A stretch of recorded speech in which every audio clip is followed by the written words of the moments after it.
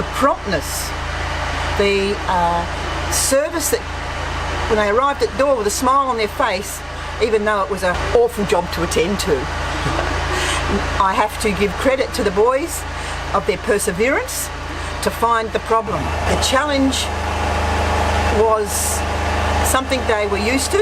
I can't believe the equipment that they have to do the job, the cost and time savings that are able to be had through their being able to work with modern technology. The attitude of the boys certainly shows the company has the best plumber on hand to work in an emergency situation.